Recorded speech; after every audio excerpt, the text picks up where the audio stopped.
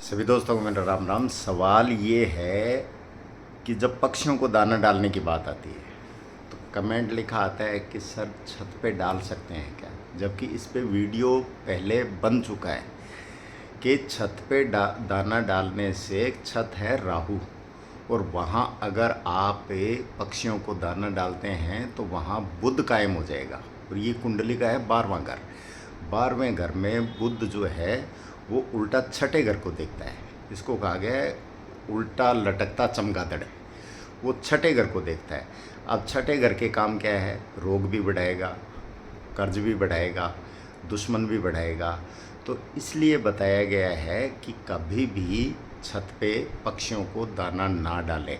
मुंडेर पे भी जहाँ जहाँ पक्षी बैठते हैं तो ऐसी जगह दाना नहीं डालें जहाँ आपकी मुंडेर पे उसको बैठने की ज़रूरत पड़े। वैसे कबूतर तो सबसे ज़्यादा खतरनाक माना गया है क्योंकि ये कंप्लीट बुध राहु का पक्षी है। बाकी चिड़िया वगैरह जो है कोई सूर्य राहु से संबंधित है, जैसा जिसका कलर है वो ग्रह प्लस बुध, ये तो समावेश होगा ही होगा। तो जितना आपके छत पे पक्षी बैठेंगे उतना ही क्या है कि बुध और राहु का कॉम्बिनेशन होगा। और 12वां घर क्या है? हॉस्पिटल का भी है, 12वां घर खर्च का भी है, 12वां घर जेल का भी है।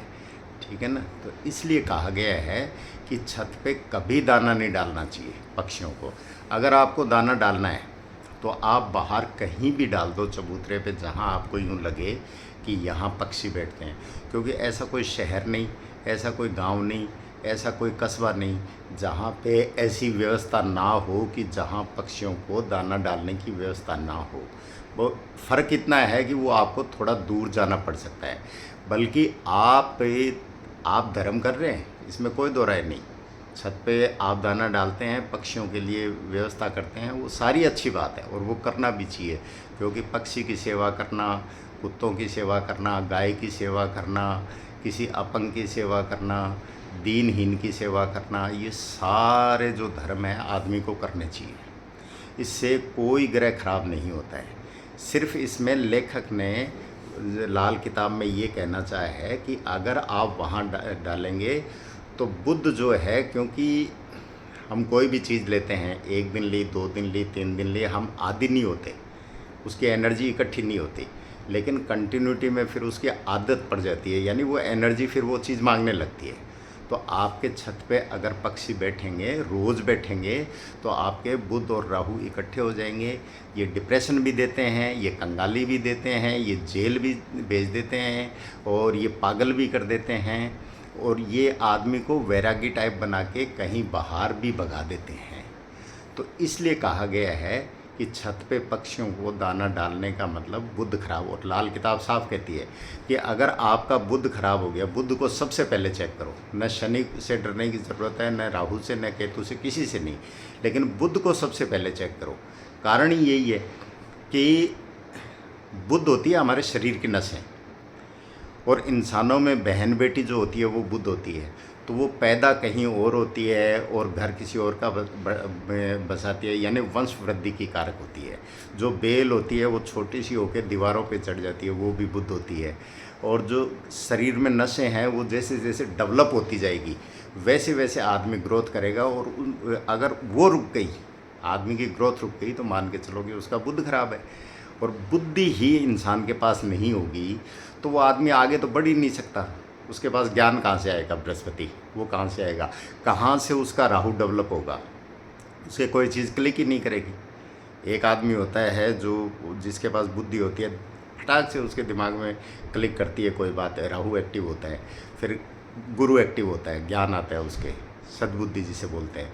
तो बुध को इसलिए सबसे ज़्यादा महत्व दिया गया है। बुध किसी भी हाल में इंसान का खराब नहीं होना चाहिए। और अगर बुध खराब हो जाता है तो मान के चलो ये 2, 5, 9, 12 में बुध शुक्र राहु आना पितृण में जो बताया गया है, अगर 9वें घर में बुध आ जाता है तो बृहस्पति की जड़ को हिला के रख देता है। और बृहस्पति कौन है? 9वां घर कौन है? हमारी पुश्तैनी जड़ होती है, उसको हिला के रख देगा तो वो वंश वृद्धि कहाँ से होगी? तो इसलिए बुध से हमेशा डर के चलें। अब लोग कई कमेंट करने वाले कर देते हैं आप धर्म के खिलाफ जा रहे हो। धर्म के खिलाफ बिल्कुल नहीं जा रही। लाल किताब धर्म और रिश्तों पे ही टिकी है। लाल किताब कहती है जीव मात्र के प्रति दया रखो। बाहर जो भी आपके सामने हाथ फैला दे उसको आप हाथ का जवाब दो, बात का मत दो। आपके जितने रिश्ते हैं उनको खुश रखो, तो आपके वैसे ही ग्रह ठीक हो जाते हैं। लेकिन लाल किताब में प्रिकॉशन बताए गए हैं कि इस जगह पे यहाँ अगर ये चीज़ आती है तो आपको वो काम नहीं करना चाहिए, और इस जगह पे ये चीज़ आती है तो वो काम करना चाहिए। अब इसमें क्या है, ये भी प्रिडिक्ट होते हैं। वर्षफल देखने का मतलब ये है कि उस साल में जो ग्रह जहाँ आया है जिसका उपाय किया जाता है, तो वो उस टाइम में पिछले जन्म में हमने वो कर्म किया है, उसका ऋण उस टाइम चुकता करना है। और महादशा है वो भी ऋण होता है, अंतर्दशा है वो भी ऋण होता है, प्रत्यंतर है वो भी ऋण होता है। तो यानी ऋण चुकाते जाओ और ग्रहों को खुश करते जाओ और आगे बढ़ते जाओ। तो इसलिए बताया गया है कि सबसे पहले बुध को चेक करें। अगर बुध अच्छा है तो मान के चलो कुंडली लगभग अच्छी होना शुरू हो जाती है। पूत कपूत क्यों धन सिंचय, पूत सपूत क्यों धन सिंचय, ये बात इसीलिए कही गई है कि अगर बेटा अच्छा होगा, बुद्धिमान होगा, तो वो अपने बुद्धि विवेक चालाकी से पैसा कमा लेगा, अथाह दौलत पैदा कर लेगा। और अगर बुद्धि नहीं होगी, दुर्बुद्धि होगा, तो आप भले ही अरबों रुपए कमा के बैठे हैं उनको भी उड़ा देगा। और ऐसे बहुत सारे केस हैं दुनिया में। तो इसलिए छत पे दाना डालने का मतलब आपका बुध जो है राहु से मिलना, और बुध राहु आपको सारा काम आपका खराब कर देता है। इसलिए आप भी इस चीज़ का ध्यान रखें। नमस्कार, धन्यवाद।